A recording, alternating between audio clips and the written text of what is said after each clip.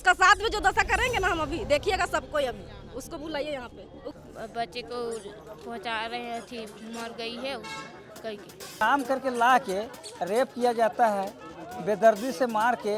हमारे इस बहन को न्याय नहीं देता है और चूंकि वो ऑफिसर है सुषमा कुमारी, अगर वो अपने पद और प्रतिष्ठा का दुरुपयोग करके बचने के प्रयास करती है और पुलिस उसको बचाती है तो हम लोग चुप नहीं बैठेंगे।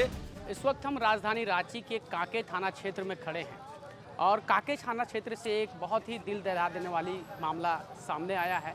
बताया जा रहा है कि उमेडेंडा गांव की रहने वाली एक बच्ची जो कि कांके में सुषमा देवी के घर में रह करके विगत 4 वर्षों से काम कर रही थी और आज अचानक परिजनों को पता चलता है कि बच्ची जो है मर गई है और उसके पीछे की वजह जो है सुषमा देवी की तरफ से बताया जाता है कि बच्ची गिर करके मरी है और गिरने से उसकी मौत हो गई है। जब बच्ची का शव सुषमा देवी का ड्राइवर बच्ची के घर लेकर के पहुंचता है तो घर वालों को शक होता है। जब बच्ची की स्थिति देखते हैं तो हाथ पर बंधा होने का निशान होता है, उससे उनको ये संदेह होता है कि बच्ची के साथ कुछ अमानवीय व्यवहार किया गया है, जिसके बाद बच्ची को लेकर के जो है परिजन कांके थाना पहुंचे हैं और फिलहाल जो कमलेश राम है भाजपा नेता वो भी कांके थाना पहुंचे हैं और वो क्या कुछ कह रहे हैं पूरे मामले पर, पहले वो आप सुनिए। देखिए, बहुत गंभीर मामला है और आपको बता दें कि मनातू में, इसी थाना के अंतर्गत मनातू गांव आता है, वहां पर सुषमा कुमारी शायद उनका नाम है, मैं अगर सही हूं तो, वो सीडीपीओ पद पर हैं और अभी सचिवालय में कार्यरत हैं।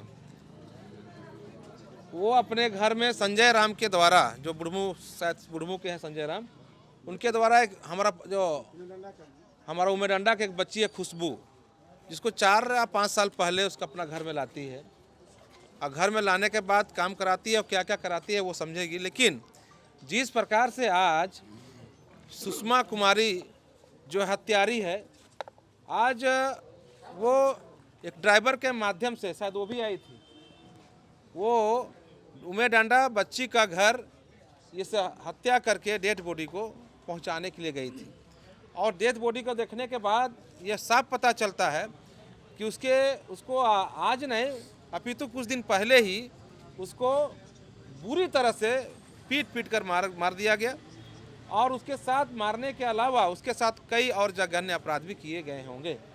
हमको इस बात की आशंका है, फोटो देखने के बाद साफ साफ पता चलता है।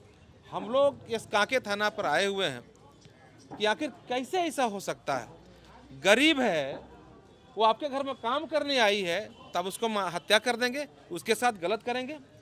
जीने का अधिकार सबको है और हम अभी कांके थाना आने के बाद हम लोग सब ने FIR दर्ज करा दिया है और हम लोग चूँकि प्रशिक्षु IPS हैं यहाँ पर कांके थाना में, अभी तुरंत उनसे मेरी बात हुई है।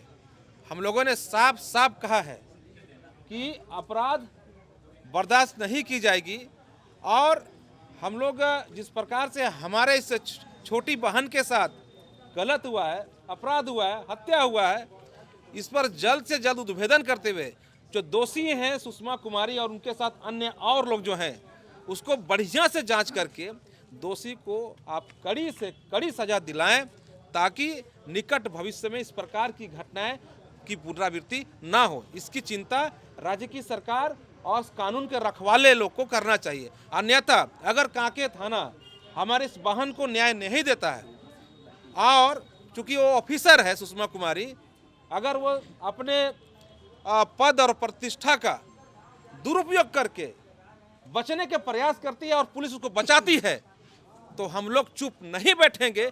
संघर्ष जितना लंबा होगा हम लोग संघर्ष करेंगे, आंदोलन करेंगे। तो आपने सुना कि कमलेश राम कह रहे हैं कि पूरी तरीके से ये जघन्य अपराध है और जिस तरीके से आप सुनते होंगे कि दिल्ली और मुंबई में काम कराने का बहाने से बच्चियों को रखा जाता है, उनके साथ यौन उत्पीड़न होता है, मारा पीटा जाता है, घर में बंद करके रखा जाता है, वैसा ही सेम मामला जो है ये भी प्रतीत होता है। और जिस तरीके से एक ऊंचे पद पर होने का फ़ायदा लेकर के जो है वो बच भी सकती है, ऐसा आरोप जो है परिजन कह रहे हैं कि अगर पूरी तरीके से कार्रवाई नहीं होती है तो थाना का घेराव भी किया जाएगा।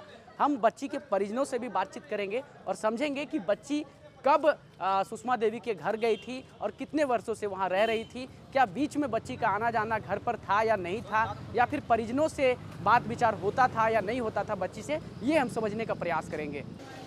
इस वक्त हमारे साथ बच्ची की माँ है और इनसे समझते हैं, अच्छा बच्ची कब गई थी, कब से उनके सुषमा देवी के घर में काम कर रही थी? 4 साल हो गए। 4 साल हो गया था। तो आप लोगों से बात विचार होता था बच्ची का? उधर होता था बात विचार, साल भर से बात विचार नहीं हो रहा था, बात करने ही नहीं देती थी। हम लोग आज लगाते थे, 2-4 दिन फ़ोन नहीं उठाती थी, उसके बाद ब्लॉक में डाल दी मोबाइल। अच्छा, बच्ची के पास फ़ोन था या नहीं? बच्ची के पास नहीं था फ़ोन नहीं था, अपने ही फ़ोन से बात कराती हाँ। थी। तो क्या पैसा वैसा भेजती थी वहाँ से? नहीं। तो आप लोग जा करके प्रयास नहीं किए थे जा करके मिलने का बच्ची से? नहीं, हम लोग नहीं गए थे। नहीं गए थे मिलने। हाँ। आज क्या हुआ, आज कब कैसे कैसे क्या हुआ? आज हुआ, बोली डायरेक्ट बोली फ़ोन करके कि हम बच्चे को पहुंचा रहे थे, मर गई है कहीं की। कैसे मर गई है? गिर के मर गई है बोली। गिर के मर गई है। तो बच्ची जब घर आई थी तो उस समय जिंदा थी? नहीं थी, मरी हुई थी। मरी हुई थी, लाश केवल लाया गया था। बच्ची का लाश था। हाँ। तो अभी आप लोग आगे क्या चाहते हैं करो? हम लोग आगे चाहते हैं उसको फांसी दिलाए। फांसी का सजा चाहते हाँ, हैं। फांसी का सजा चाहिए। क्या नाम है आपका? भरत भाई। आप बच्ची के क्या हुए? मम्मी। मम्मी है बच्चे की।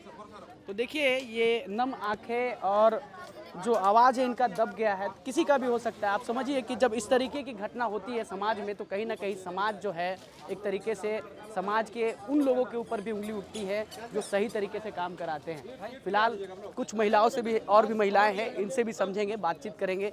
दीदी, इतना बड़ा घटना घट गया, क्या मांग करते हैं अभी आप लोग? हम चाहते हैं वो यहाँ से निकले, उसको हम मेरा सामने लेके आइए और कुछ नहीं चाहिए, बस उसको बुलाइए यहाँ पे। उसका साथ में जो दशा करेंगे ना हम अभी देखिएगा सबको, अभी उसको बुलाइए यहाँ पे। वो गरीब समाज की क्या सोच रही है, शांत रहेंगे हम लोग, रहने वाले नहीं है साथ, उसको बुलाइए यहाँ पे। मतलब दलित है तो कुछ भी करेगा, हम लोग गरीब हैं। तो आप समझिए ये वेदना है, दर्द है। आप समझ सकते हैं कि जिस तरीके से इस तरीके की घटना जब सामने आती है तो समाज पर भी उंगली उठती है। क्या कुछ कहना चाहिएगा? मैं यही कहना चाहते हैं कि भ्रष्टाचार कितना दिन चलेगा, हम लोग का झारखंड का न्याय कभी नहीं मिल पाता है।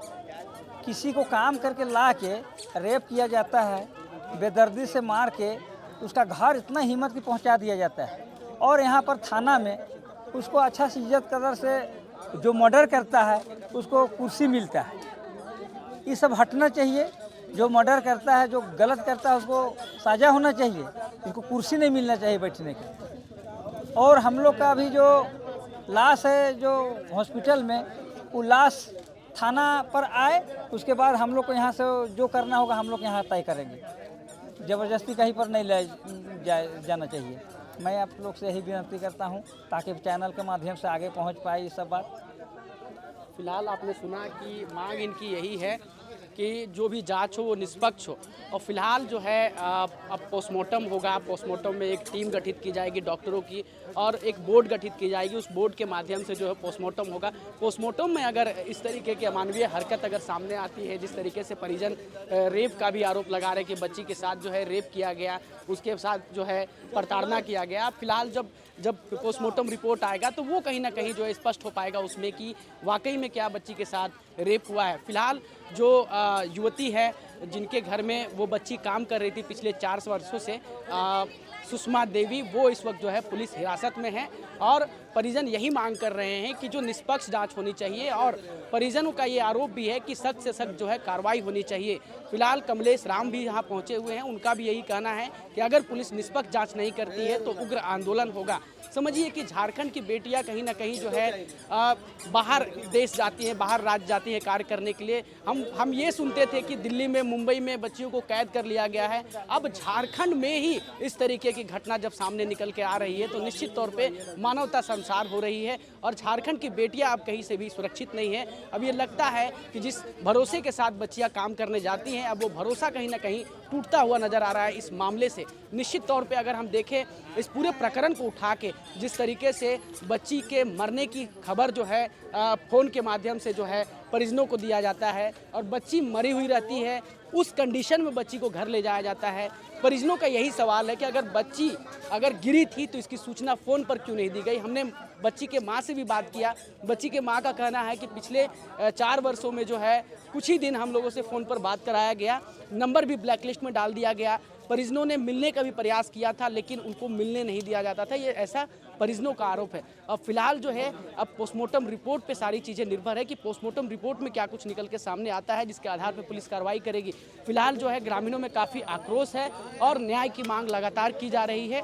मां का यही कहना है कि उसे फांसी की सज़ा होनी चाहिए और जो महिला है जिसके घर में बच्ची काम करती थी वो सरकारी कर्मचारी है, एक तरीके से कहा जाए कि सचिवालय में जॉब करती है और उसका फ़ायदा भी उठा सकती है कि हो सकता है कि रुतबे का फ़ायदा उठा करके वो बच निकले।